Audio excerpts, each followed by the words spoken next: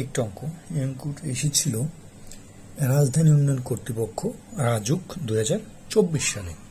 চলুন অঙ্কটি দেখা যাক। অঙ্কটি বলছেন 65 বলের মধ্যে 35টির গায়ে লাল দাগ, 20টির গায়ে নীল দাগ এবং 10টির গায়ে লাল নীল উভয় দাগ আছে। কতটি বলের মধ্যে লাল বা নীল কোনো দাগই নাই?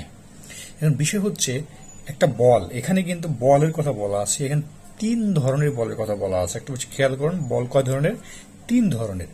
একটা বলে আছে শুধু লাল দাগ, আরেকটা বলে আছে শুধু নীল দাগ, আর একটা বলে আছে হচ্ছে লাল নীল উভয় দাগ। অর্থাৎ 3 ধরনের বল আছে। এক ধরনের বলে শুধু লাল দাগ, এক ধরনের বলে শুধু নীল দাগ, আর এক ধরনের বলে লাল নীল উভয় দাগই রয়েছে।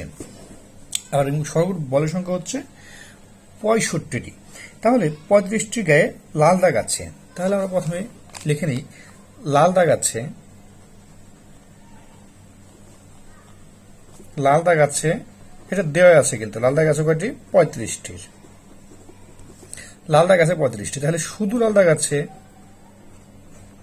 শুধু লাল দাগ আছে এখানে 35টি হচ্ছে লাল দাগ। আর কি বলছে?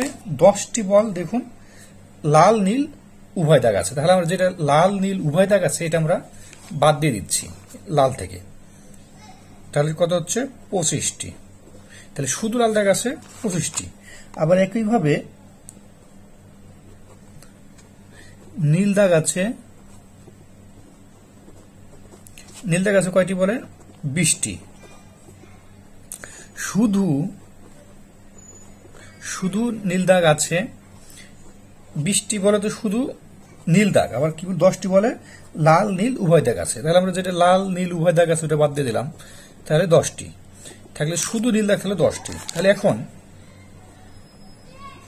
এখন শুধু লাল, শুধু নীল বা উভয় দাগ আছে, শুধু লাল শুধু নীল উভয় দাগ আছে কয়টা? এখন শুধু লাল আছে কয়টা? 25টা। 25 যোগ শুধু নীল আছে কয়টা? 10টা যোগ আবার উভয় দাগ আছে কয়টা? 10টা। 25 আর 10 45, 25 আর 10 35 আর 10 45। 45টির মধ্যে কি বিভিন্ন ধরনের দাগ আছে এমন বল হচ্ছে কয়টি? 45টি। সেটা লাল দাগ থাক, নীল দাগ থাক বা উভয় দাগ থাক, বল আছে 45টি। তাহলে সর্বমোট বল কয়টা ছিল?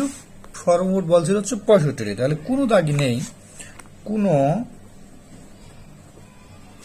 দাগ নেই। 65 মাইনাস 45, কারণ 45টি বিভিন্ন ধরনের দাগ আছে। তাই কোনো দাগ নেই। কটা হবে? 5% শূন্য 2। 20টি বলে কোনো ধরনের দাগ নেই। আমাদের কি অ্যান্সারে 20টি আছে? অ্যান্সারে কিন্তু 20টি নাই। 0টি, 4টি, 8টি, 10টি, 20টি যেহেতু নাই, তাহলে অ্যান্সার হবে কি?